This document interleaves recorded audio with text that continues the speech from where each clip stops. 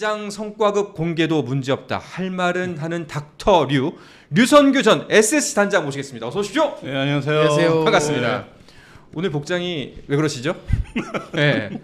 닥터유라고. 닥터유라고? 네. 알겠습니다. 닥터유라 그래서 저는 네. 이게 에너지빵가, 단백질빵가, 에너지빵가. 지금 저희 스포츠앤 플러스에 필요한 건 뭐라고 보세요? 인기구단 위주로 해야 되나? 인기구단 위주로 해야 되나? 알겠습니다. 네. 진짜 류 단장님이 한번 진단을 받아보고 싶다. 네. 프로야구에 진단이 필요하다 싶어서 저희가 만들었거든요. 네네. 어떻게 각오라도 한 말씀 해주시죠. 부담되는데요? 네. 그냥 저는 이렇게 옵저버나 양념처럼 하는 게 편한데 이거 메인처럼 이게 고정처럼 하면 아무래도 책임감과 부담감이 있는데요. 저는 원래 이게 권위적인 거 별로 안 좋아하거든요. 네네. 그러니까 누구나 할 수 있는 이렇게 점잖은 척하는 그런 방송은 지양하고 싶고요. 네. 다른 시각과 못 들어본 얘기 중심으로 한번 해보겠습니다. 이번 주 프로야구의 관건 사실은 지난주였어요. 그렇죠. 사실은 지난주에 관건이었는데 지난주에 네. 안 터졌을 뿐이지. 아, 관건이 바로 김도영의 30-30 달성입니다. 보통 이게 아홉수라고 그러잖아요. 프로야구에서 이제 하나 남겨두고 하면은 보통 이게 선수들이 긴장해갖고 힘들어가죠. 예, 확실히. 예. 그래서 기록 달성하는데 시간이 좀 걸리거든요. 이 선수가 20시 할 때도 금방 또 한 거예요. 지금 30-30도 지금 물론 이게 페이스가 조금 떨어졌지만 크게 떨어진 것도 아니거든요. 네. 크게 떨어진 것도 아니고 저는 이 선수가 멘탈이 되게 괜찮은 것 같아요. 네, 그게 크게 막 이렇게 요동치지 않는 것 같아요. 일단 빨리 이거를 털어내야. 그러니까 털어내는 방법은 딱 하나밖에 없지 않습니까? 달성해 버리는 거. 쳐야죠. 예. 네. 그러니까 이걸 달성해야 더 홀가분하게 집중할 네. 수가 있을 것 같은데. 이 대기록 달성은 어쨌거나 저쨌거나 홈구장 광주에서 펼쳐질 것 같습니다. 네, 막 기자실도 바글바글 할 것 같은데. 네. 근데 제가 이게 이 선수 기록을 한번 찾아보니까 특이한 기록을 봤는데요. 네. 지금 더워갖고 제가 날씨를 한번 봤어요. 날씨별로 이렇게 데이터가 있거든요. 그러니까 습도하고 온도로 한번 비교하는 데이터가 있는데, 근데 습도가 높을수록 잘 쳤더라고요. 그래요? 예, 좀 희한하게. 그러니까 30% 이하 때는 그러니까 1할 4푼 8리 가장 나빴고, 31에서 50% 때는 3할 1푼 8리, 51에서 70% 때는 3할 4푼 9리, 71% 이상일 때는 4할 3푼 7리예요. 4할 3푼 7리라고요? 예. 아, 건조한 걸 싫어하는구나. 뭐 그런 것 같습니다. 촉촉한 걸 좋아하는 네. 남자시군요. 근데 온도는 이제 30도 이상 때는 좀 부진했어요. 10에서 19도 때는 3할 4푼 3리, 근데 20에서 29도 때는 3할 7푼 1리, 네. 근데 30도 이상이 가장 나쁜 2할 6푼 7리. 네. 그러니까 습도는 오히려 높을수록 좋은 선수였죠. 네, 특이한 기록이더라고요. 그러게요. 네. 습도면 지금 한참 네, 6일날 기록 지금이 나오겠는데요? 네. 가을 태풍도 한번 기대해보자죠. 예, 그때 좀 습도 높을 테니까. 첫 번째 상대는 주중 3연전 KT입니다. KT를 상대로 김도영 선수 어땠나요? KT를 상대로 김도영 선수가 올 시즌 12경기만 보면 타율 2할 8푼 6리 3홈런 5타점. 이걸 나쁘다고 하긴 좀 그런데 좋다고 하기도 좀 그렇거든요. 뭐 워낙 강했던 팀들도 있고 이래서, 그러니까 9개 구단 쭉 놓고 보면 조금 약했던 편이긴 해요. 약했던 편이긴 한데, 일단 6일 선발 이제 고영표가 나오거든요. 네. 고영표 선수 상대로는 올 시즌 3타수 1안타로서 3할 3푼 3리를 쳤습니다. 일단은 나쁘진 않네요. 좋네요. 네, 나쁘지 않아요. 네. 나쁘지 않고, 아마 순서대로면 7일날 엄상백, 8일날 벤자민 이렇게 될 것 같은데, 네. 쿠에바스가 4일날 36개만 던지고 강판이 됐거든요. 그래서 조금 당겨서 등판할 가능성이 조금 있어서, 요거는 선발 로테이션을 구단에 물어보니 좀 변수가 있을 수 있다라고 네. 얘기를 합니다. 제가 여기서 잠깐 부연 설명하면 네. 제가 KT에 확인했는데 코에바스 선수가 목요일날 나옵니다. 그래요? 순서가 고영표, 엄상백, 코에바스 이렇게 해서 코에바스 상대도 좀 부진했잖아요. 6타수 네. 1안타니까. 근데 그 김도영 선수가 KT하고 홈런을 3개 쳤잖아요.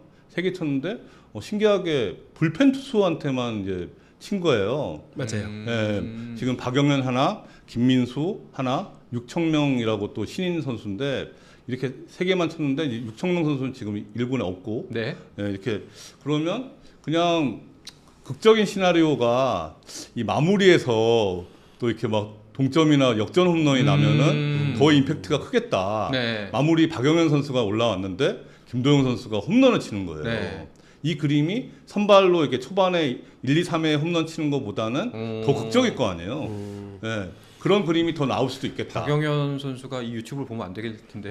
안 봤으면 좋겠다. 네. 네, 우리가 이런 식으로 본인 얘기하는 거 되게 기분 나쁠 텐데. 근데 봐야죠. 네. 봐야 지금 조회수 많이 나옵니다. 네. 왜 알겠습니다. 그러세요? 알겠습니다. 이런 자세로 하시면 안 되는데. 네. 자, 김도영 선수 이렇게 주중 3연전 KT에서 일단 30-30 달성할 가능성이 매우 높고요. 그게 아니라면은 이제 주말 3연전으로 넘어갈 텐데 어딘가요? 역시 장소는 광주고요. 예. 상대가 삼성입니다. 삼성. 삼성도 기록 보면 유독 삼성한테는 올 시즌 타율이 2할 2푼대예요. 의외로 삼성한테 그렇게 KT한테보다 더 안 좋네요. 네, 그렇게 세지 않았습니다. 세지 네. 않았는데 여기도 자세하게 보면 선발 투수한테는 강했어요. 레이에스나 백정현, 원태인한테는 뭐 따박따박 안타 치고 타수가 많지는 않지만 어쨌든 2타수 1안타씩 5할씩 쳤단 말이죠. 근데 유독 불펜한테 약하더라고요. 저도 좀 같은 예. 얘기를 하려고 했는데 그 지금은 당시 몰라요. 불펜하고 지금 불펜은 네. 차이가 있거든요. 네. 그 당시에는 좀 괜찮았잖아요. 네. 근데 지금은 정말 불펜이 문제라서 네. 이 삼성이 지금 이기려면은 선발 투수가 이닝을 길게 끌고 가야 돼요. 무조건 길게 가야 네. 돼요. 최소한 6회까지는 버텨야 되고 7회까지 하면 더 좋고. 네. 근데 지금 삼성 불펜이 이제 나오면은 큰 거 맞을 가능성이 지금 봤을 때. 위태위태하죠. 네. 좀, 네. 네. 알겠습니다. 삼성 상대로도 꽤 가능성이 그렇다면은 현재 기록보다는 더 높아 보이네요. 네. 근데 진짜 선수별로 그다 있어요. 선호하는 구단이? 선호하는 야구장이 있을 겁니다. 야구장이 오히려 예. 구단보다도. 예, 그러니까 선수들 입장에서는 또 야구장에 딱 들어섰을 때 타석에서 그 느낌이라는 게 있대요. 그러니까 문학 같은 경우는 이게 가까운 느낌이 든대요. 그러니까 타자 입장에서는 그래서 홈런 칠 수 있겠다 이런 느낌이 뭐... 든다는 거죠. 이게 네. 거리의 문제가 아니고 이 뷰 자체가 이 타자들이 볼 때 여기는 가깝다. 뭐... 그러니까 내가 잘 칠 수 있을 것 같다. 이런 느낌이 있는 야구장이 다 있다고 합니다. 신기하네요, 그것도. 그 거꾸로도 있죠. 삼성 원태인 투수는 문학만 가면 여기 이상해요. 그렇죠. 예. 던지기 힘들다. 네, 문학만 가면 애를 먹어요. 문학만 가면. 마운드가 좀 높이가 안 맞다거나 플레이트가 뭐 안 맞다거나 그리고 이제 투수는 이제 반대편을 보잖아요. 그런 백넷 쪽에 뭐 광고가 좀 자기하고 좀 거슬린다거나 뭐 이럴 수가 있는 거예요. 네. 와, 이게 일반인들이 이런 얘기하면은 별 말 같지도 않은 소리 하는 것 같아요. 무슨 핑계를 대도 그런 걸 대니 이렇게 할 텐데 야, 선수들은 진짜 그런 미세한 것까지 차이가 있군요. 그러니까 선수마다 다른 거죠. 이런 게 뭐 상관없는 선수도 있고 그런 게 좀 예민하게 받아들일 수 있는 선수도 있는 거죠. 신기합니다. 알겠습니다. 자, 이렇게 아마 이번 주 중에 저희도 스포츠앤 플러스에서 김도영 선수의 30-30 달성 여부를 전달을 해드릴 수가 있을 것 같습니다. 그때에 맞춰서 좀 더 자세한 디테일한 내용 준비하도록 해보겠습니다. 먼저 오늘도 역시 두 분과 함께 할까 하는데요. 먼저 프로야구 팬들의 막힌 속을 꽉 뚫어주는 야구계 닥터류 류선규 전 SSG 단장과 함께합니다. 어서 오십시오. 예, 안녕하세요. 반갑습니다. 자주 뵀는데요. 그러니까요. 좋습니다. 원래 네. 한 달에 한 번 뵀는데. 그러니까요. 아니 근데 저희가 이번 주에 처음으로 류선규의 월요 진단 시작했지 않습니까? 네네. 류 단장의 월요 진단 네네. 반응이 굉장히 좋습니다. 월요 특수인가 하여튼 그때 동접이 300명이 넘어갔고 그러니까 평상시에 한 15배. 제가 지난번에도 말씀드렸잖아요. 네. 처참했는데 네. 댓글에 그 류 단장님 노트북 뭐 붙여놓은 거냐고 닥터류. 네. 닥터류 프로? 그거 저기 오리온에서 그 만드는 닥터유 제품 있잖아요. 네. 거기에 이제 그거 이렇게 좀 스티커처럼 붙여놨죠. 그러니까 PPL 혹시 할까? 아니 과자 봉지 오려왔다고요? 네. 오늘도 역시 이 경기부터 살펴보도록 하겠습니다. 광주로 떠나보겠습니다. KT와 기아의 경기였는데요. 12회 연장까지 펼쳐졌는데 승부가 지금 났군요. 1대0으로 KT가 또 가져갔네요. 자, 경기 결과가 1대0으로 나왔기 때문에 자연스럽게 당연하게도 30-30은 오늘도 일단 물 건너갔습니다. 주중 3연전을 다 이렇게 보냈는데요. 일단 그래도 오늘 도루는 하나 추가했어요. 네. 도루 안타 치고 도루하고 이제 이런 경기를 했는데 그 앞에 7회 말에 이제 그러니까 선두 타자 나와갖고 이제 볼넷으로 나갔는데 1루 견제로 이게 아웃이 됐어요. 네. 그 장면이 좀 뼈 아프긴 하더라고요. 일단은 그래도 김도영 선수는 본인의 몫을 어느 정도는 계속해서 지켜내고 있다라고 뭐 부진이라고 표현할 것까지는 아니고 홈런을 못 친다고. 그렇죠. 본인의 몫은 이제 어느 정도 해내고 있다라고 볼 수가 있을 것 같습니다. 사실 오늘 강혁 코치님 오신다 그래서 그리고 이제 타격 천재로 불렸던 분이잖아요. 그래서 이거 보시면은 꼭 여쭤보고 싶었습니다. 김도영 선수에 대해서 정말 사람들이 많은 평가를 내리고 많은 얘기들을 합니다. 뭐가 좋다, 어떤 게 훌륭하다, 뭐 어떤 부분에 대해서 포인트를 짚는데 특히 저희 방송에서는 그동안 이제 뭐 기자분들 그리고 유단장님 이분들이 김도영 선수에 대해서 많은 이야기를 해주셨어요. 근데 못 믿겠단 말이죠. 이 사람들은 야구를 해본 사람들이 아니잖아. 기자, 단장, 프런트 막 이런 사람들이잖아요. 제가 정확하게 그러니까 진단을 선수의 눈으로 본 김도영 어떨지 전 좀 자세하게 한번 들어보고 싶어요. 네. 일단 김도영 선수는 더 고등학생 시절로 돌아가서 이렇게 제가 본 적이 있어요. 네, 그러니까 제2의 이종범만큼 그런 재능이 좋은 선수인데 네네. 프로의 팀에 들어와서 1년차 때, 2년차 때, 3년차 때 되게 좀 2년차 때까지 엄청난 시련이 왔어요. 부상도 때문에. 오고 예, 그쵸. 야구도 자기가 뜻대로 안 되고 뭔가 기대는 김도영 선수한테 많이 거는데 사람들이 본인 의지대로 다 안 되다 보니까 본인이 이제 스스로 변화를 주기 시작을 했는데 그 변화가 어떤 변화였냐면 제가 봤을 때는 네. 절실함에서 오는 것 같다는 느낌을 김도영 선수 눈빛에서 제가 봤어요. 아 뭔가 좀 자세나 눈빛이 달라졌나요? 네, 야구는 하던 사람이 결국 잘하게 돼 있는데 네네. 한 2년간 부진을 하다 보니까 뭔가에 더 절실함을 아마 본인이 느꼈던 것 같아요. 근데 그게 이제 경기 속에서 자기의 기량이 나오다 보니까 거기서 이제 엄청난 자신감을 받으면서 한마디로 이제 탄력을 받은 거죠. 그러면서 자신감을 받고 탄력을 받으면서 이제 김도영이라는 선수가 야구의 재미를 느낀 거예요. 네네. 자기가 야구를 잘하면서 팬들도 따르고 여러 가지 사람들이 김도영이라는 선수를 좋아하게 되고 이러다 보니까 책임감을 더 갖게 되는 거죠. 네. 그리고 지금도 야구하는 거를 보면 되게 절실함이 묻어나오고 야구를 대하는 자세가 너무 좋은 것 같아서 야구인 선배로서 어떻게 봤을 때는 엄청난 재능은 뭐 말할 것도 네. 없고 메이저리그 가서 야구해야 될 것 같습니다. 그 정도입니다. 가능성이. 그렇군요. 네. 사실 저는 뭐 어깨 위치가 낮아졌다는 둥 이런 얘기를 들을 줄 알았는데 그냥 잘하고 있다는 타격감이 좋을 때는 네. 자세가 필요가 없어요. 자신감이 딱 아, 붙어버리면 예. 오. 누가 던져도 다칠 것 같은 느낌이 들기 그러니까 때문에 거기에 맞춰서 그냥 내 몸이 스스로 움직이나요? 맞습니다. 오. 공도 좀 더 크게 보이고 예. 쉽게 얘기해서 내가 이번에 공을 안 치면 볼이 되고 치려고 딱 마음 먹으면 공이 딱 한가운데로 들어와 버리고 그게 자신감에서 오는 거거든요. 와. 그러니까 지금 김도영이를 막을 수는 없어요. 지금 홈런 하나 지금 부족한데 30개 홈런 부족한데 뭐 다음 주에는 달성 충분히 할 수 있을 것 같고 다음 주요? 주말 이번 주에 3연전도 있어요 지금. 요번 주 아니 그래도 오늘 경기를 보니까 조금 욕심을 내는 것 같은 느낌이 들어서 스윙이 좀 커진 것 같은데 네. 뭐 지금 뭐 타격 상승세라고 하면 뭐 3연전이든 다음 주이든 뭐 충분히 기록은 해낼 것 같고 어쨌든 제가 봤을 때는 뭐 40, 40도 갈 수 있을 것 같아요. 자신감이 충분히? 지금 너무 넘쳐나요. 오. 예.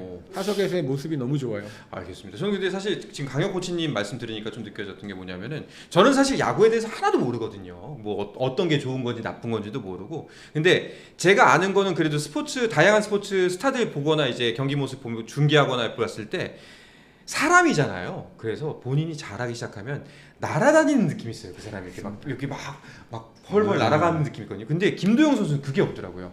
약간 좀 가라앉아 있어요. 잘하고 있는데. 묵묵하게 야구를 예. 멋있게 하는 스타일인 것 같아요. 그러니까요. 예. 그래서 와 보통 저 어린 나이에 저렇게 주목 많이 받고 또 이제 자기가 좋아하는 일, 자기가 업으로 하고 있는 일을 잘하고 있으면은 굉장히 신이 나거든요, 사람이. 근데도 불구하고 붕 떠 있지 않다라는 게 참 신기했어요. 근데 원래 말이 많은 스타일은 아니라고 하더라고요. 이게 말이 많은 스타일은 아닌데 할 말을 하는 스타일. 그러니까 그런 스타일이어서 그러니까 밖에서 보면 되게 과묵해 보이는 스타일이죠. 네. 보면 좀 이게 좀 그 나이 치고는 보기 드문데 제가 이 자리에서 이제 강혁 코치님이 이종범 선수하고도 같이 야구를 했으니까 네네네. 그러니까 이종범 선수와 이제 김도영 선수를 비교하면 누가 더 나아 보여요? 아 어려운 질문이네요. 그러게요. 예. 저는 이종범 선배님 야구하는 거를 또 계속 예. 같이 봐왔고 예, 근데 예. 이종범 선배님은 진짜 야구의 신이긴 해요. 예. 근데 김도영이가 이 가능성으로 봤을 때는 더 낫지 않을까 판단하기 쉽지 않지만 네네. 그래도 아직 더 젊다라는 거에 젊은 나이에 저 정도 성적을 낸다라고 하면 그만한 가능성이 있기 때문에 저는 김도영한테 한 표를 더 던져주고 싶습니다. 이대로라면 만약에 이제 이 페이스를 지금 이제 아직 어린 선수니까 네. 쭈쭈쭉 이어간다면은 충분히 더 나은 선수가 될 수 있다. 네. 저런 선수는 사실 메이저리그 가서 야구해야 돼요. 근데 김도영 선수가 보면 체격이 안 크잖아요. 이종범 선수도 체격이 안 크고 그러니까 비슷한 좀 이렇게 한 180 뭐 정도 거구는 아니죠. 그렇죠. 예. 홈런 타자 같은 몸은 아닌데 네. 지금 김도영 선수는 이제 홈런은 지금 30, 30까지 노릴 정도 잘 치고 있잖아요. 네. 이 홈런의 비결이 뭔 것 같아요?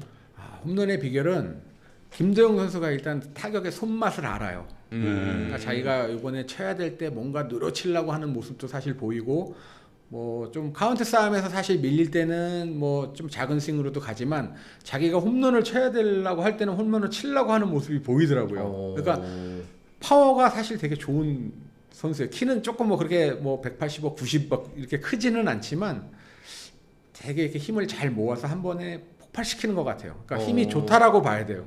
예. 그렇군요. 알겠습니다. 사실 그 아까 그 말씀하셨던 것 중에 프로 데뷔 1년차, 2년차에는 부상이라는 악재를 만나서 마음고생을 많이 하다가 이제 본인이 각성을 한 것 같다. 절실함에 대한 각성을 한 것 같다라고 말씀하셨는데 사실 그런 뭐 고비는 선수들이라면은 피할 수가 없는 부분이기도 하잖아요. 그렇죠. 누구나 꽃길만 걸었으면 좋겠지만 항상 어려운 순간들이 다 다가오고 그리고 그거를 어떻게 이겨냈는데 김도영의 좀 놀라운 지점은 거기 있지 않나 싶은데요. 그 3년 차잖아요. 데뷔하자마자 부상이었고 제가 말씀드리고 싶은 게 뭐냐면 네. 저게 김동희가 갖고 있는 어려서부터 야구 잘한다는 소리를 들었다는 재능이거든요. 네. 재능 있는 선수가 부상과 실력에서 올라오지 못하다 보니까 어느 날 그 눈을 딱 뜨는 순간 그 잠재력이 터지는 거죠. 예, 상상하지 못할 만큼. 네. 지난주 류단장의 월요진단 첫 방송 때 많은 분들이 보신 것 같아요. 혹시 주변 분들의 피드백이 있었나요? 제가 노트북에 그 오리온 그 에너지바 네. 닥터유 프로를 붙였잖아요. 네. 그 과자 그 박스에 그걸 오려갖고 붙였더니 이게 뭐냐고 물어보는 사람들이 좀 있었어요. 네, 그래서 반응이 좀 썰렁하길래 아예 제가 그냥 닥터류 베이스볼 아예 그 그러니까요. 스티커 같이 만들어서 지금 붙였습니다. 네. 저게 놀랍게도 진짜 디자이너를 고용해서 그렇죠. 고급 만드신 인력을. 거예요. 예, 네. 고급 인력을 고용해서 만드신 정말 컨셉에 충실히 노력하고 계십니다. 열심히 해야죠. 네, 알겠습니다. 자, 그리고 오늘 함께할 김하진 기자도 소개해드립니다. 어서 오십시오. 반갑습니다. 네, 반갑습니다. 김하진 기자는 원래 지난주에 저희가 모시려고 했었는데 그 김도영 선수 때문에 광주 출장 가시느라 못 오셨다고 들었어요. 네, 그렇죠. 너 네. 땀시 살아야. 이제 네. 너 땀시 쫓아야. 이 맞나요? 이 사투리? 네. 어쨌든 김도영 선수 기록 달성이 홈런 하나 남겨두고 있는 상황이라서 광주 제가 불가피하게 가야 되는 상황이라서 저번 주에 나오지 못하게 됐습니다. 네. 이야기가 나온 김에 김도영 선수 이야기부터 짚어보고 출발을 하도록 하죠. 먼저 진단 들어가도록 하겠습니다. 지금 며칠이 지났죠? 거의 이제 휴일 합치면은 열흘 가까이 지난 것 같은데 네. 김도영 선수 대기록에 홈런 단 하나만을 남겨두고 있습니다. 그런데 이게 아홉수가 길어지고 있어요.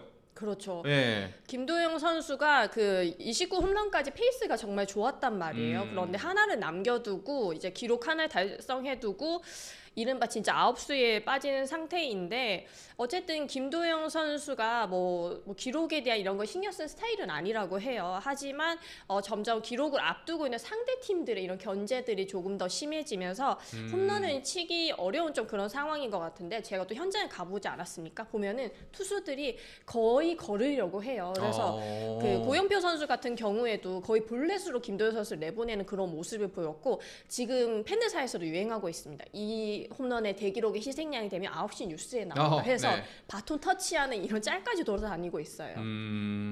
혹시 그 이제 진짜 많은 기자들이 사실상 지난주에 소위 말하는 뻗치기를 광주에서 하고 있었을 텐데 네. 왜냐하면은 홈런이 터지는 순간 특종이잖아요. 네, 그렇죠. 예, 그리고 다분히 예측이 됐었고 더군다나 홈구장인 광주였었고 네. 그 다들 계속 기다리면서 좀 지치셨을 것 같은데 김도영 선수를 직접 만나보셨나요? 직접 만나서 뭐 이야기를 해보진 못했지만은 제가 계속 그 전주 대전 경기부터 지켜봤었거든요. 네. 그런데 약간 빠른 시일 내에 나오지 못하겠다라는 그런 인상을 받았었어요. 아까 말씀드린 것처럼 상대 투수의 견제가 있기도 하고 김도현 선수의 페이스가 약간 좀 떨어진 듯한 그런 느낌이 들었었거든요. 그런데다가 최영우 선수까지 이탈하다 보니까 김도영 선수에게 또 적극적으로 바로 승부하거나 이럴 필요가 없어지는 상황이었기 때문에 상대 투수들이 정말 몸을 사리는 그런 모습들이 보였고, 김도영 선수 외에도 기아 타선 자체가 조금은 이렇게 페이스가 떨어진 모습이기도 하고, 네.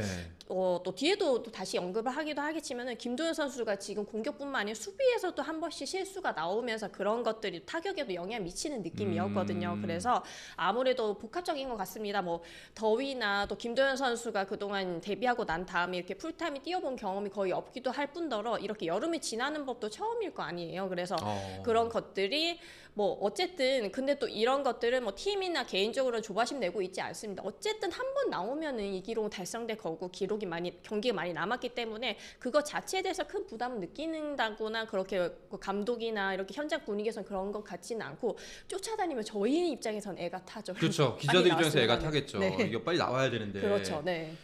근데 이게 사실은 그 기록과 그 기아의 뭐 성적을 합쳐서 생각을 하는 게 맞는지 아닌지는 잘 모르겠습니다. 근데 다만 뭔가 이게 빨리 해소가 돼야 약간 속 시원한 맛이 있잖아요. 그렇죠. 이거 빨리 이거 정리하고 네. 그다음 갑시다. 이제 기아 네. 계속 잘합시다가 돼야 되는데 이게 자꾸 소위 말하는 매조지가 안 되니까, 매점이 안 되니까 좀 뭔가 그 찝찝한 느낌? 네. 그게 계속 남는 것 같아요. 류 단장님께서도 김도영 선수의 타석 보셨을 텐데 뭐가 문제인 것 같아요? 지금 뭐 김하진 기자님이 워낙 좀 잘 설명해갖고 제가 다 듣다 보니까 제가 말할 부분을 거의 다 하셨어요. 그래서 닥터 김의 월요 진단 같은 느낌. 그래서 겹치는 얘기는 제가 빼고요. 제가 볼 때는 김도영 선수가 지금 어린 나이인데 이게 좀 흔들리지 않는 것 같아요. 멘탈이 참 좋은 선수 같아요. 이게 지금 8월달 그 경기가 8경기에 출전했는데 타율이 2할 오픈, 홈런 하나, 장타율 4할 2푼 9리, 출루율 4할, OPS 8할 2푼 9리예요. 이게 그 시즌을 통틀어 보면은 타율이 3할 4푼 6리, 장타율 6할 3푼 5리, 출루율 4할 1푼 8리, OPS가 1.053인데 네. 여기서 가장 차이 나는 게 장타율의 차이는 크거든요. 네네. 근데 의외로 출루율은 차이가 크질 않아요. 시즌을 통틀어 보면은 4할 1푼 8리인데 8월 한정으로 보면 4할이에요. 그러니까 이 선수가 기록을 크게 의식하지는 않는 것 같아요. 그러니까 홈런 개수가 없을 뿐이지 네. 사실상 안타나 다른 역할들은 해주고 있다. 그러니까 이제 지금 보면은 가장 크게 지금 이 선수가 지금 부진하게 보이는 거는 최용우 선수의 그 공백 이게 크고 상대 투수들이 지금 피하는 경향이 지금 두드러지더라고요. 네. 이전에는 보면 그런 느낌이 없었는데 이제 그 대기록을 안 주려고 이제 희생양 안 되려고 하는 게 두드러져서 두 가지가 큰 건데 이 출루율의 차이가 크지 않은 걸 보면은 이 선수가 이제 선구하는 살아 있다. 그리고 조급하게 뭐 덤비지는 않는 것 같다라고 생각이 듭니다. 그리고 볼산비가 또 비슷해요. 시즌 통틀어 보면은 이제 볼넷하고 이게 삼진 그 예. 기록을 이제 볼산비라고 하는데 시즌 통틀어 보면 5할 8푼 6리인데 8월에는 5할 8푼 3리예요. 거의 비슷해요. 그렇네요. 그러니까 이런 거 보면은 크게 이제 그 변화가 없는 거죠. 김도영 선수 이야기는 류 단장님의 진단 내리면서 넘어가도록 하겠습니다. 자, 김도영 선수에 대한 류 단장님의 진단은요? 제가 이제 아까 말씀하신 것처럼 지금 보면은 이제 그 본인의 문제도 있지만 이 환경적인 문제, 이제 그 최용 선수가 빠진 것도 있고, 이제 상대 투수들이 이제 좀 기피하는 경향이 있기 때문에 여기서 본인이 흔들리면 이게 진짜 슬럼프가 더 온다고 보거든요. 근데 지금 저도 지난주에 그 광주 6연전에서 나올 거다고 봤어요. 네. 근데 아까 말씀하신 것은 KT전보다 삼성전. 이게 올해 그 매치업 그 선발 투수들하고 상대 투수들하고 상성 자체가 KT는 조금 어렵더라고요. 맞아요. 근데 삼성은 괜찮을 것 같은데 또 이게 토요일 취소된 것도 좀 영향이 좀 있었고 네. 문제는 또 이번 주는 이게 좀 홈런이 잘 안 나오는 구장이에요. 이 원정 6연전인데 고척에서 3연전이고 이제 저기 잠실에서 또 3연전이잖아요. 이런 상황인데 지금 어렵다고 생각하고 차라리 그러니까 이번 주도 못 친다. 네. 이렇게 생각하고 타석에 들어가야 될 것 같습니다. 좀 더 비워라. 예, 예, 예. 그러면은 하다 보면 나올 수 있는 거죠. 근데 김도영 선수가 고척에서는 성적이 되게 좋아요. 네. 타율이 4할대거든요. 좋기 때문에 좀 가벼운 마음으로 하다 보면은 나오지 여기에 뭐 집착하면 안 될 것 같고 네. 제가 볼 때는 기아 팀도 그렇고 선수 본인도 그렇고 별로 의식하지 않는 것 같습니다. 신기하네요. 네. 알겠습니다. 자, 그럼 김도영 선수는 이쯤에서 마무리를 하도록 하고요. 다음으로 넘어가 보도록 하겠습니다. 오늘의 스포츠 소식 중에서 좀 더 깊게 짚고 넘어갈 만한 소식이 있어서 오늘 이 이야기를 이슈 점검 코너에서 나눠볼까 합니다. 사실 지금 포털 기사에서는 많이 언급되지 않았어요. 이게 거의 찾아보기가 힘듭니다. 그런데 굉장히 좀 심상치 않은 그리고 굉장히 이례적인 일이 사실상 펼쳐졌습니다. 저희가 단신에서 설명드렸던 것처럼 파리 올림픽에 출전했던 선수단 본진이 오늘 귀국을 했습니다. 그렇죠. 그리고 한국 선수단이 귀국을 하면요, 보통 일반적으로 공항이나 공항 근처에 이제 홀에서 이제 해단식과 함께 그렇죠. 해단 기자회견을 여는데요. 이게 갑자기 취소가 됐습니다. 네. 근데 이게 그냥 취소된 게 아니라 이 안에 숨겨진 이야기가 있을 것 같다. 그래서 긴급 이슈 점검으로 한번 짚어볼까 합니다.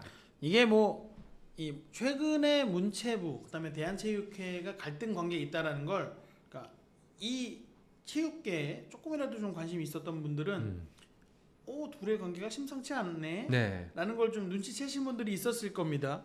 그런데 올림픽 하기 전에 일단 1라운드 네. 문체부에서 파리 올림픽이 끝나고 나면 대한체육회 중심의 지금 우리나라 이제 스포츠 체제를 우리가 한번 바꿔볼게요. 네. 예산이 대한체육회를 들어가서 대한체육회에서 산하단체로 이렇게 나눠주는 지금의 시스템을 우리가 한번 바꿔보겠습니다. 라는 선제 공격을 했죠. 네. 근데 대한체육회로서는 굉장히 중요한 파리 올림픽을 앞두고 있기 때문에 거기에 뭐 어떻게 대응할 수 있는 상황이 아니었어요. 그냥 이기흥 대한체육회장이 일단 끝나고 끝나고 우리가 좀 뭔가 대응하겠다 그런 이제 입장들을 이제 간단하게 표현을 했고, 그런 상황에서 파리 올림픽에 가서 상황이 달라졌죠. 우리가 5개 금메달 5개 종합순위 20위를 목표로 하고 정말 어떻게 보면 정말 소극적인, 그렇죠. 목표와 보수적이고 함께 소극적인. 파리를 갔는데 파리에서 이게 웬걸, 예상의 한 3배를 뛰어넘어 버리는, 정말 제가 볼 때는 이게 우리가 서울 올림픽 이후로 최고 성적이에요. 그렇죠. 네, 맞아요. 전체 메달 수 서울 올림픽 33개였고 이번에 32개. 144명밖에 선수단이 안 나갔는데 역대급 성적을 거둔 거거든요. 그럼 상황이 어떻게 되겠습니까? 이제 당연히 자연스럽게 대한체육회에서는 어깨에 힘이 들어가죠. 지금은 이제 대한체육회의 시간인 거예요. 봤냐? 이게 봤냐? 그렇죠. 야, 왔잖아. 목에 걸고 왔잖아. 이게 되는 거잖아. 이래도 틀렸어가 된 거예요. 근데 여기 이런 상황에서 문체부가 선수들 본진이 귀국하는 시점에 맞춰서 공항에서 해단식을 하겠다라고 발표합니다. 그러니까 여기서 이제 그 한 가지 부연 설명을 드리자면은 이제 대한체육회가 있고 문화체육관광부가 있는데 이 해단식이라는 행사의 주최는 문체부였어요. 그렇죠. 예. 그런데 대한체육회가 일방적으로 취소를 해버린 상황인 거예요. 그러니까 이제 대한체육회가 어떤 이유로 취소를 했냐? 네. 우리가 못 하겠어요가 했냐? 선수들이 짐도 일단 많고 장시간 비행에 피곤하다. 그렇기 때문에 선수들을 위해서 우리가 이 행사는 부득이하게 참석하지 못하고 선수들 빨리 들여보낼게요. 이해해 주세요. 라고 이야기하고 불참합니다. 이거는 뭐 어디까지나 합리적인 이유예요. 명분은 충분히 이해가 그렇죠. 가죠. 예. 그런데 사실은 이 해단식을 조금 더 뭔가 껍데기를 좀 벗겨보자라고 생각하면, 저는 지금까지 이런 해단식을 많이 참석해본 결과 해단식은 선수들은 사실은 정말 들러리예요. 힘들죠. 힘들게 경기를 하고 왔는데 그냥 쭉 나열되어 이렇게 막 이렇게 돼 있는 의자에 그냥 앉아 있고 좀 넥타이 정장에 그러니까 넥타이 실제 입고. 말로 거기 참석한 뭐 높은 사람들이랑 사진 찍는 행사죠. 그렇죠. 예, 그분들이 사진은, 예. 그분들의 훈화 말씀 좀 그렇죠. 듣고 예. 사진 한번 찍어주고 그런 분들 기분 내는 자리인 거예요. 그러니까 그러다 보니까 체육회는 안 해도 됩니다. 우리 선수들 그냥 보내겠습니다 했는데 이제 그 상황에서 이게 두 단체 약간 어떻게 보면 힘겨루기 상황에서 먼저 귀국했던 이 메달리스트들 집에 있던 휴식하고 있던 메달리스트 일부 선수 뭐 허민미 선수라든지 뭐 이런 선수들이 공항까지 왔다는 거예요. 네. 해단식을 한다니까. 그런데 갑자기 나는 왔는데 체육회에서 가라네. 네, 취소해버린 거죠. 취소했으니까 가라네. 그러니까 일부 선수들하고 소통이 안 된 상황에서 이렇게 약간 단체와 단체 힘겨루기에 결국 또 피해를 보는 희생되는 거 우리 선수들이 아닌가라는 점에서 뭐 팬들도 그렇고 곁에서 지켜보는 뭐 취재진들도 그렇고 좀 안타깝다. 정말 잘했는데 네. 우리 선수들이 잘했는데 이거의 공을 서로 가져가려는 어른들 때문에 또 우리 선수들만 힘들어 또 오늘도 힘들구나라는 생각입니다. 자, 결국 이게 대한체육회와 문화체육관광 문체부 사이에 이제 힘겨루기, 좋게 표현하면 힘겨루기고 이제 해보자는 거잖아요. 이제 한번 싸우자. 그죠. 예, 이런 건데 한번 대한체육회 입장에서는 문체부 한번 물 먹어봐라 한 거고 이번에 한번 물을 제대로 먹었고 그리고 이제 문체부 같은 경우에는 그 직전에 있었던 안세영 선수에 관련된 배드민턴 협회 뒤져보겠다는 것도 그렇고 축구 협회 문제도 그렇고 한번 니네 한번 내가 디벼볼게 뒤집어 보겠다라는 거고 지금 문체부와 대한체육협회의 갈등이 굉장히 점입가경으로 가고 있는 것 같거든요. 오영 기자 기억에 이 정도로 갈등이 심했던 적이 있었나요? 아니에요. 이거는 네. 사실은 이 정도까지 오기 전에 네. 사실은 수습이 됩니다. 수습이 되는데 지금은 정말로 어떻게 보면 우리 체육이 조금 더 이게 레벨업 한 단계 레벨업하기 위해서 중요한 상황인 건 맞아요. 그렇기 때문에 문체부도 자기들이 좀 드라이브를 걸어서 레벨업을 시키겠다라는 목표가 있는 거고 체육회도 우리가 지금까지 세우고 있는 계획이 있는데 이걸 갑자기 바꾸라고 하면 어떻게 하냐. 우리도 우리의 계획이 있다라고 해서 이 계획과 계획의 충돌인 상황인데 전에 볼 수 없던 그냥 극한의 갈등까지 가고 있다는 거죠. 근데 여기서 저는 좀 치사하게 이제 돈 얘기를 이제 갖고 나오는 게 이제 조금 이제 변칙이다라고 이제 생각합니다. 아 문체부가 그러는 게. 그렇죠, 그렇죠. 근데 사실은 돈줄을 쥐고 있으면 어쩔 수가 없는 거거든요. 그게 사실상 명줄이죠 그게. 그러니까 사실 우리가 안세영 선수의 문제에서도 보면 네. 결국은 안세영 선수의 개인 후원과 이 협회 전체 후원 어떻게 이걸 분배할 것이냐의 문제가 이게 막 결국 쌓여서 이 상황까지 됐잖아요. 이게 선수와 협회의 갈등이라면 이제 나라와 체육회의 갈등, 지금의 문체부와 대한체육회의 갈등도 마찬가지거든요. 그러니까 이게 크냐 작냐의 싸움이지 결국은 지금 우리 체육계에서 좀 우리 국민들한테 보여주지 않았으면 하는 그런 모습들을 지금 정말 이 파리 잔치 정말 성대하게 잔치 잘했습니다 칭찬해주기도 바쁜 이 상황에서 서로를 헐뜯고 있는 서로를 향해서 총을 겨누고 언제 방아쇠를 당길까 뭐 이런 상황인 것 같아서 좀 안타깝습니다. 그러니까 정리하자면은 오영 기자는 이제 대한체육회 편이다. 아 저요? 아 저요? 네. 저는 뭐 다음번에 누구의 이제, 편도 아니고 문체부 편을 불러서 한번 싸움을 붙여보도록 하겠습니다. 근데 이 문체부 편도 아니고 체육회 네. 편도 아닌 것이 이기는 사람이 우리 편입니다. 스포츠는 그런 거예요. 아니 근데 진짜 사실 저희가 계속 이 문제를 짚는 건 뭐냐면은 일단 갈등은 벌어지는 게 분명히 사실이고. 그리고 저는 네. 전에도 말씀드렸던 것 같은데 파리 올림픽 이제 끝났잖아요. 지금부터가 정말 진짜 싸움입니다. 그렇기 때문에 뭐 어느 스포츠를 보는 것만큼이나 이 문체부와 대한체육회의 갈등 관계 어떻게 유지될 것인지 그리고 어느 쪽으로 좀 기울 것인지 요거를 지켜보는 것도 좀 재미있을 것 같습니다. 아니 근데 개인적인 궁금함인데 왜 시작된 거예요 이 싸움이? 이 싸움이 네. 거기까지 들어가야 되네. 알겠습니다. 이거는 제가 이거는 정말 네. 정치적인 문제까지 들어가야 돼요. 그래서 이게 그냥 간단한 문제가 아니라 간단한 문제가 아니다. 그래서 아니, 이 문제는 그러면 이야기가 점점 진행되면 진행될수록 좀 더 취재를 해서 저희가 살을 좀 더 보강을 해서 그렇죠. 여러분들께 이게, 국회의원 한 분 나오시면 더 좋을 것 같아요. 아 그래요? 알겠습니다.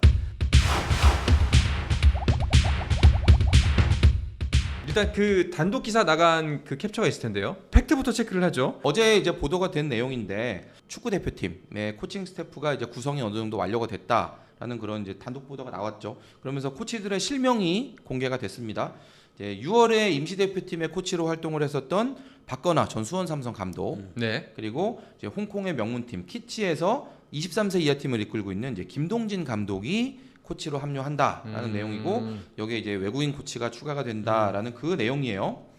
일단은 그 여기까지 나온 보도 내용은 다 맞고요. 네. 이제 여기 추가로 해서 이제 그 뒷이야기와 아직 이 보도에서 나오지 않았던 내용 조금 더 묶어서 전해드리려고 합니다. 사실은 그 추가 합류를 검토하고 있는 이제 코치가 한 명이 더 있었어요. 한국인 코치. 한국인 코치. 예. 네, 그래서 그 부분이 아직 결정이 안 된 상황이었기 때문에 그거까지 제가 확인을 해서 쓰려고 저는 기다리고 있었는데 이제 그 나머지 코치들의 이름이 먼저 나온 걸로 그렇게 이해를 하시면 됩니다. 네. 오. 뭔가 제가 이게 밥상을 완벽하게 차리려고 준비하다가 옆집에서 근데 항상 그래. 잔치상이 먼저 네, 나오거든요. 항상 예. 그래요. 항상. 그러니까 이게 네. 기자들이 그러니까 단순히 이 기사뿐만이 아니고 기자들이 뭔가 단독 기사를 준비하고 있으면 사실은 그 정보가 나한테 올 정도면 몇몇은 알고 있다는 얘기잖아요. 그러니까 모두가 그걸 서로 알고 있어요. 그러니까 제가 이 내용을 알고 있으면 지금 정보 빠른 몇몇 기자들 서로 알잖아요. 네. 아마 저 친구도 알고 있을 것 같은데라는 느낌이 다 들고 알고 보면 다 알고 있어요. 그렇죠, 그렇죠. 그래서 제가 이걸 쓸까 말까 고민하다가 안 쓰면 한 반나절 내지는 하루 지나면 바로 기사가 그러니까 나옵니다. 이렇게 해서 둘만 알고 있는 기사 정보였는데 둘이 서로의 눈치를 보는 사이에 제3자가 쓰기도 해요. 예, 같습니다. 그럴 수 네. 있죠. 예, 그럴 수 그렇죠. 있죠. 그럴 수 있죠. 일단은 어제 좀 기사가 타이밍이 참 재밌었던 게 제 기준에서는 그 어제 오전에 비판 기사가 좀 많이 나왔어요. 지금 A 매치 일정이 다 나왔는데 그 뭐 하고 있는 3차 거야? 3차 예선 일정이 다 나왔는데 홍명보 아직도 코치진 구성도 안 했냐. 라는 기사가 오전에 몇 개가 나왔습니다. 그걸 몇 개를 확인하고서 저녁 때 근데 갑자기 단독 기사가 나왔던 거거든요. 그러니까 그게 뭐 그거는 사실 이제 우연의 일치라고 보시면 되고요. 네. 사실은 그러니까 올림픽 기간 내내 코칭 스태프 구성 작업이 이루어졌는데 결론이 빨리 안 났잖아요. 이거는 사실은 외국인 코치 선임 때문이 커요. 네. 그러니까 그 홍명보 감독이 직접 유럽으로 가서 이제 스페인과 포르투갈 가가지고 이제 그 코칭 스태프 후보들을 만났고 직접 면접을 하고 와서 그러니까 일종의 뭐 예를 들면 후보군을 구성을 해가지고 협회에다 제출을 했는데 그 이후에 이제 그 코치들을 실제로 선임하는 과정이 생각보다 오래 걸렸습니다. 제가 듣기로는 우선순위에 있던 코치들은 스페인 출신 코치들이라고 들었는데 네. 지금 제가 들은 입수한 정보에 따르면 이번에 계약한 코치는 포르투갈 코치라고 해요. 제가 지금 이 내용을 한번 정리해 봅시다. 일단 기사에 뜬 거는 홍명보 코칭 스태프 구성 마무리 단계라는 기사가 떴고 거기에 내용은 한국인 코치로 박건아 수석 코치, 김동진 코치가 일단 2명이고요. 그리고 외국인 코치가 2명 합류가 확정이 된 건가요?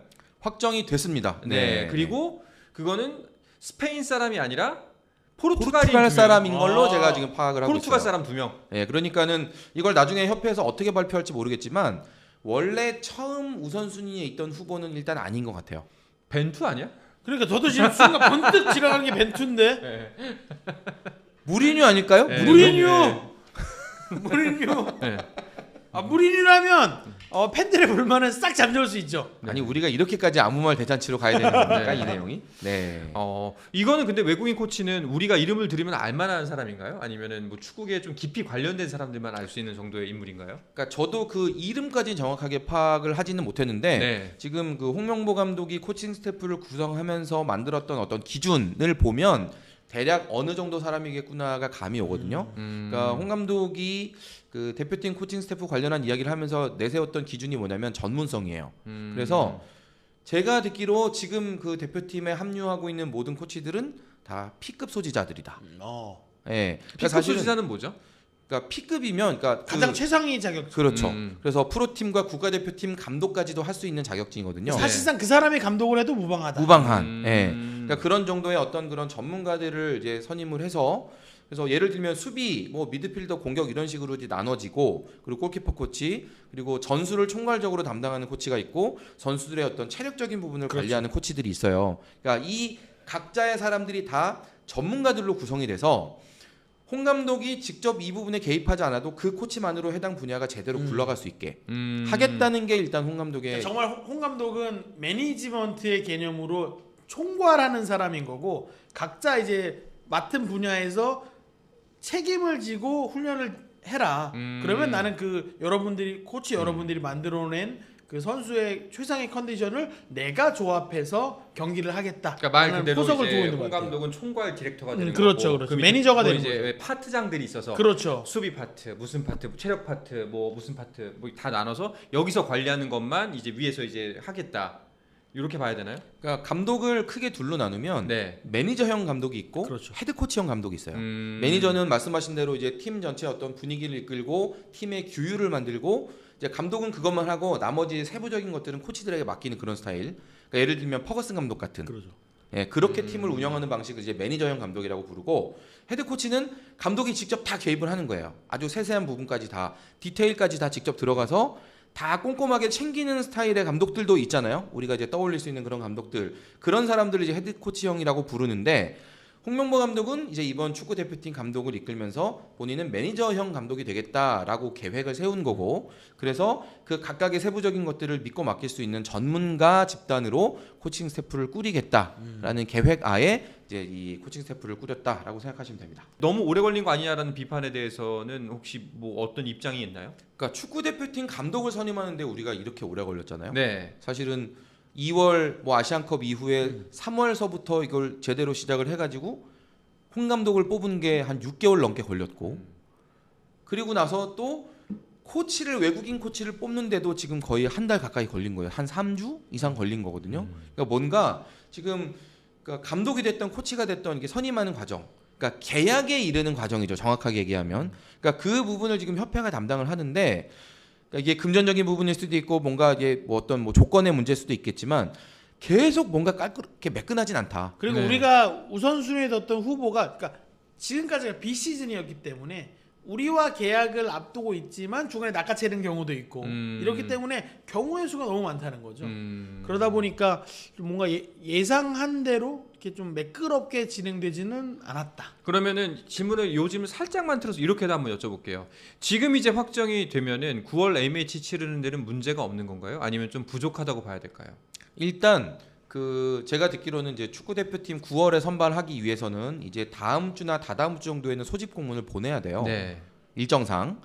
그렇기 때문에 지금 이제 국가대표팀 코칭 스태프가 구성이 되는 게 정말 막차를 탄 거라고 볼 수 있는데 어쨌거나 다음 주를 넘기지 않고 아마 제가 들은 바로는 아마도 내일 모레쯤 발표할 것 같습니다. 금요일쯤. 금요일에. 공식 발표를. 예, 제가 듣기로는 금요일쯤 발표한다고 들었는데 물론 뭐 내일일 수도 있지만 어쨌거나 이번 주 안에는 발표가 된다는 거예요. 그러면 공식적으로 그렇게 발표가 되면 당장 이번 주말부터는 코칭 스태프들이 이제 조를 나눠서 움직이기 시작하겠죠. 그렇죠. 이게 사실상 이제 거의 마지막으로. 그러니까 그래서 제 예상은 9월 A 매치 명단이 크게 바뀌진 않을 것 같다. 예, 그러기에는 지금 시간이 좀 많이 부족했어요. 네. 사실 그 전에 코칭 스태프가 구성이 돼서 선수들을 좀 더 살폈어야 뭔가 명단에 많이 변화를 줄 수 있는데 이번 9월 명단은 제한적일 수밖에 없고, 하지만 지금 홍명보 감독을 포함한 이 코칭 스태프가 어쨌거나 이 대표팀 이제 최종 예선에서 뭔가 실험을 하지 않으면 본선 가기 전에 기회가 없거든요, 더 이상. 그래서 사실 최종 예선 자체도 중요하긴 하지만 실험을 진행을 해야 돼요, 지금. 그래서 멤버 구성이 뭔가 바꾸긴 하겠지만 큰 폭은 아닐 것 같다라는 생각이 듭니다. 그러려면 조금 더 일찍 구성이 됐었어야 돼요, 코치들이. 그런 부분이 좀 아쉬울 수 있습니다. 대충 여기까지는 나왔던 기사를 바탕으로 나왔던 이야기들, 거기서 조금 더 들어간 얘기인데 전혀 모르는 얘기도 알고 있다고 들었습니다. 근데 사정상 완벽하게 밝힐 수는 없고 이게 넌지시 힌트만 주는 걸로. 아까 초반에 살짝 말씀을 하셨는데 한 명의 코치가 더 선임될 예정이라고 했습니다. 근데 이제 그 인선이 마무리가 되지 않은 것 같다 하고, 사실은 제가 그거 기다리다가 네. 이제 기사를 못 썼는데 결정이 됐습니다. 결정이 됐나요? 도대체 네. 어디까지 하는 거예요? 홍해 남자네? 그러니까 이런 얘기 나올까봐 내가 이런 얘기를 안 하려고 한 겁니다. 그러니까 마쿠 세력 아니야? 뒤에서 막 이제 문자 같은 걸로 조종하는 사람 있잖아요. 니맘 내맘 우리는 하나야 막 이런 거예요? 야, 진짜 그만해. 홍심이 송심이고 송심이 곧 홍심이다 뭐 이런 겁니까? 여기까지가 끝인가 뭐. 그건 아니고요. 네. 예, 그러니까 이걸 당연히 코칭 스태프 구성하는데 제가 뭐 감독이랑 이걸 뭐 얘기할 수 있는 그런 위치가 아니고, 근데 다행히 코칭 스태프에 참여하게 되는 그 분들의 그 들어가게 된 과정을 제가 좀 알게 될 기회가 있어서 그 이제 루트를 제가 좀 이렇게 다행히 네. 친한 분들이 있어가지고 들어서 이 상황을 알게 된 거고 그 국내파 코치 한 명이 마지막까지 잘 안 됐었어요. 이게 자꾸 이렇게 밀당이 좀 이루어지는 과정에서 잘 안 됐었는데 제가 우리 구독자분들께 이 부분을 가장 먼저 말씀드리게 됐네요. 오늘 그게 결정이 났고, 네. 아, 오늘 예, 그래서 국내파 코치가 새로 합류를 하게 됐습니다. 한 명 더. 그럼 국내 코치가 3분. 그렇죠. 박건아 코치 그리고 김동진 코치 외에 국내파 K 코치가 한 분이 추가가 되십니다. 아, K 코치? 예, K 코치. K 코치. 여기까지는 얘기해도 되겠지 뭐. 어차피 아니 뭐 좀 힌트를 더 주셔야. 아 뭐, 대한민국 중에 사람 중에 김 씨가 제일 많은데 네. 김 씨도 K거든요. 뭐 공씨, 구씨, 그렇죠. 가씨, 어, 예, 강씨, 뭐 하나 더 줄 거 없어요. 김 코치. 김 코치. 예, 김 코치. K랑 김이랑 뭐가 다르죠?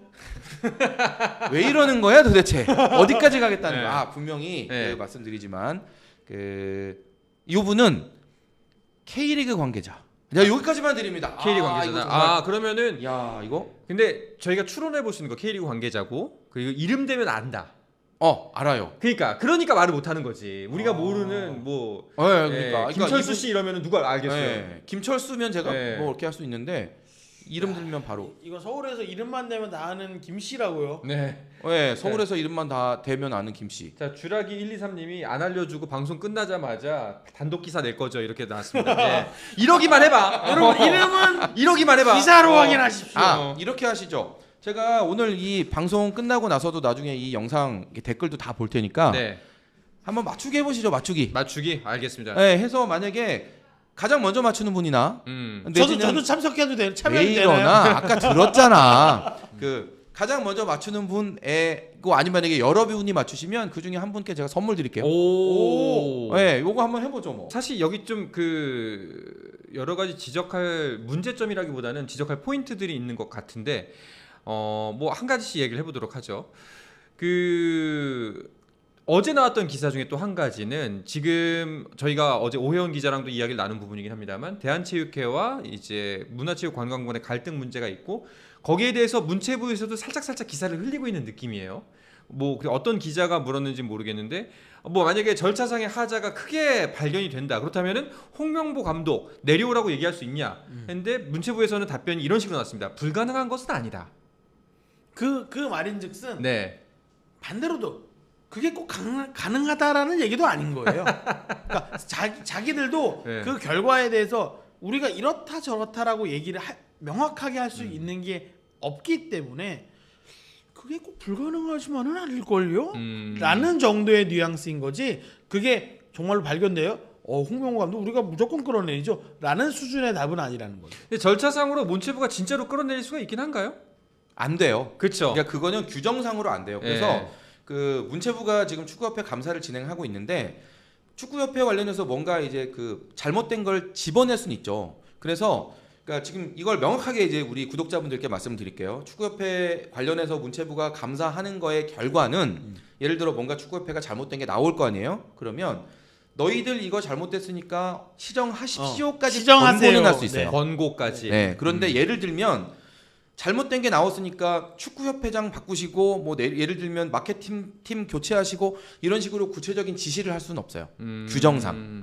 근데 축구협회 자체적인 어떤 그런 변화를 하라고 촉구할 수 있는 그러니까 선. 이제 바꿔라라고 못하고 바꾸는 게 좋아 보입니다. 바꿔야 되지 않을까 않을까요? 정도고 네. 그래서 이게 예를 들어서 뭔가 축구협회 잘못된 부분이 나오면 축구협회 입장에서도 분명히 이렇게 뭔가 이렇게 좀 수세에 몰릴 거 아니에요. 그렇죠. 그래서 스스로의 변화를 촉구할 수 있는 거지 규정상으로 봤을 때 문체부 저 회장 아웃 뭐 감독 아웃 이거는 규정상 안 된다는 거를 여러분들이 알고 계셔야 됩니다. 명확하게. 근데 사실 저는 이 부분도 좀 축구협회가 심각하게 받아들였으면 좋겠다라고 생각하는 게 이런 기사가 왜 나올까? 그리고 왜 이런 기사에 사람들이 동의를 하고 이렇게 많이 공감을 할까라는 지점을 알았으면 좋겠습니다. 왜냐하면 사실 홍명보 오늘 이제 그래도 다행이다. 9월 MH 전에 코칭 스태프가 어느 정도 인선이 확정이 됐고 이제 연습하면 된다라고 하는데 이 직전의 과정에 대한 어떠한 속 시원한 해명도 없었고 거기에 대한 해명은 둘째치고 사과도 없었고 아무것도 없었어요. 그냥 일이 이렇게 벌어졌으니까 그냥 믿어주십시오. 앞으로 잘하겠습니다. 이게 끝이 아닙니까? 그러다 보니 축구 팬들 입장에서는 굉장히 답답할 수밖에 없고 또 여기서 나오는 비판 지점 중에 또 하나가 이후에 지금 홍명보호가 코치 선임도 진행을 하고 있는데 그것마저도 좀 오래 걸리는 것 같고 뭐 최우선순위 후보들은 또 낙마가 됐다고 하고 이러니 믿음이 뭐 없는 정도가 아니라 바닥을 뚫고 가는 정도가 아닌가 싶거든요. 지금 정도면 네. 제가 그 전에도 말씀드린 적이 있는데 그러니까 이런 모든 상황에 대해서 정몽규 회장이 직접 언론에 얘기하는 자리가 필요하다. 그러니까 이게 언론에 대해 얘기한다는 건 결국 축구 팬들에게 직접 소통을 한다는 거잖아요.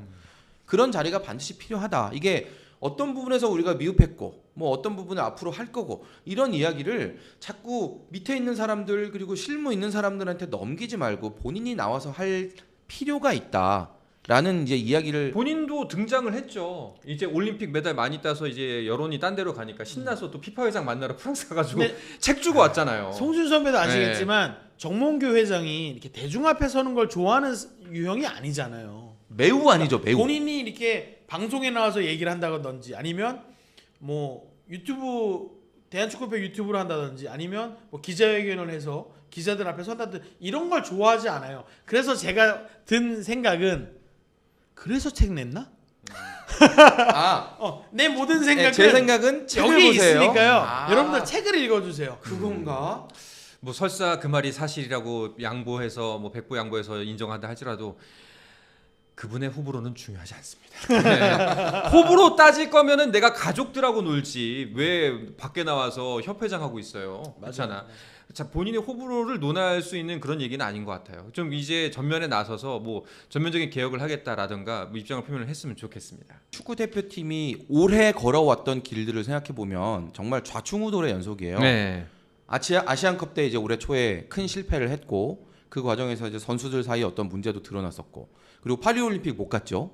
그 이후에 일어났던 이제 여러 가지 A 매치들은 다 임시 감독 제대로 치렀고 뭔가 제대로 굴러간 느낌의 뭐가 없어요.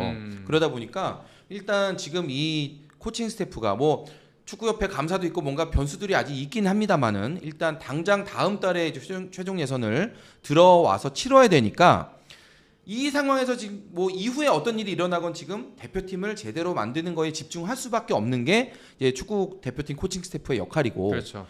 지금 가장 중요한 건 대표팀의 정상화, 모든 면에서의 정상화예요. 예, 우리가 정상적으로 축구 대표팀이라고 했을 때 기대감을 갖고 그래도 우리가 아시아에서는 괜찮고 뭔가 우리만의 능력 그리고 해외 그 유명한 그런 팀에서 뛰는 우리 선수들의 능력을 100% 발휘할 수 있는 팀으로 다시 돌아가는 거. 이게 급선무라고 생각을 하고 그러니까 그 외에 지금 축구협회가 뭔가 우당탕탕 뭐 문체부가 하고 있는 건 그거는 그거대로 의미가 있고 진행이 돼야 돼요. 그 결과가 어떻게 되든 일단 축구협회는 축구 대표팀은 대표팀의 정상화를 가장 먼저 이뤄야 된다. 그래서 선수들이 경기에 온전하게 집중할 수 있는 그 환경부터 먼저 만들어달라. 이 얘기를 정말 하고 싶고 그동안 우리 한국 축구가 이게 제대로 안 됐습니다. 분명히. 그 부분을 다시 한번 짚어주고 지켜본다 우리가 다시 한번 지켜본다. 이것도 네. 잘못하면 제가 제일 먼저 비판하도록 하겠습니다. 버럭이 우리 아저씨 오해영 나옵니다. 기자도 지금 네. 이렇게 웃는 기자가 사실 제일 무서워요. 칼 휘두를 때는 웃으면서 칼을 휘둘러 이런 사람들. 네. 네. 오해영 기자와 제가 아주 날카롭게 지켜보도록 하겠습니다. 그러니까 저는 홍준 기자가 말씀해 주셨던 거에 하나를 살짝 이제 더 보태자면 저는 이제 우리 대표팀이 이제는 우리 축구 팬들의 눈높이는 월드컵 본선은 가야지. 에 맞춰져 있어요. 특히나 이렇게 48개 나라가는 그렇죠. 이런 시점에 네. 이제는 그냥 눈 감고 해도 본선은 가야지라고 이제 축구 팬들이 이제 인식을 하고 있는데 눈 감고 하면 세상에 이런 일이 나가야지. 오해원이 해도 가야지 정도로 바꾸겠습니다. 그거는 네. 놀랍다. 오해원이 해도 저도 가야겠다. FM으로 다져진 축구 감독 실력이기 때문에. 네. 그런데 이제 축구 팬들한테 중요한 건 뭐냐? 이제 결과. 그러니까 본선 진출이 아니라 그래서 본선에 가서 어떻게 할 건데가 그렇죠. 중요한 거잖아요. 사실 우리가 외국인 코치를 데려오는 것도 사실은 본선에 가서 어떻게 더 잘할 거냐에 포커스를 두기 때문에 원래 외국인 감독을 그렇죠. 뽑으려고 했던 이유는 사실 이거고요. 사실은 그거거든요. 본선 가서 우리가 어떤 축구를 할 거냐. 그렇기 때문에 저는 이제 홍명보 감독, 그다음에 이제 새롭게 뽑히는 이제 코칭 스태프, 그리고 이들과 같이 할 선수들, 물론 지금까지 그 조직이 구성되는 과정은 매끄럽지 않았지만 조직이 되고 나서는 그 앞선 과정은 다 있고 정말로 우리가 월드컵에서 조별 예선에서 뭐 승리하고 16강에 가고 그런 결과들을 보여주겠다라는 그 목표 하나만 보고 정말로 똘똘 뭉쳐야 되지 않나. 그것만이 축구 팬들이 갖고 있는 지금의 실망을 좀 떨치내고, 그래 우리가 축구 팬들이 똘똘 뭉쳐서 우리 월드컵에 나가는 우리 대표팀 응원해줘야지라는 생각으로 바뀔 수 있게 해줄 수 있는 건 홍명보 감독 자신이고 축구 대표팀 선수들 그들 자신이다라는 거죠. 그래서 저는 그냥 우리는 그냥 가서 그냥 그 평소대로 하면 되지 않나라는 생각들을 홍명보 감독부터 선수들까지 다 버리고 정말로 우리가 모범이 되겠다라는 모습들을 좀 보여줬으면 좋겠습니다. 제가 나중에 다시 또 말씀드릴 기회가 있을 것 같긴 한데 네. 그러니까 최근에 이런 대표팀이 좀 파행적으로 운영되고 계속 임시사령탑 이런 식으로 가는 과정에서 그 대표팀도 선수들도 그렇고 또 대표팀의 지원 스태프도 그렇고 뭔가 약간 좀 조금씩 좀 아쉬운 부분들이 보이거든요. 이런 부분들이 이제 새 대표팀 출범이 되면서 바뀌어 가는지 그 부분을 좀 집중적으로 볼 거고요. 네. 그렇게 해야 우리 축구 대표팀이 우리 오해영 기자 얘기했던 것처럼 월드컵 본선을 나가는 이게 아니라 본선 나가서 뭔가 강한 모습을 보여줄 수 있는 그런 팀으로 거듭날 수 있다는 거. 우리가 중국은 아니지 않습니까? 그렇죠. 우리가 그거 갖고 지금 걱정할 때는 아니죠, 사실은. 알겠습니다. 자, 말씀 중에 가장 인상 깊었던 것 중에 하나가 대표팀의 정상화, 그리고 이제 축구협회의 정상화도 역시 우리가 계속해서 눈여겨봐야겠죠. 이 두 부분 잘 한번 지켜보면서 또 이제 잘 되길 바라면서 오늘 방송은 여기서 마무리할까 합니다. 자, 늦은 밤 함께 해주신 송지훈 기자, 오해영 기자, 오늘도 역시 정말 너무너무 고맙습니다. 감사합니다. 좆댓구알.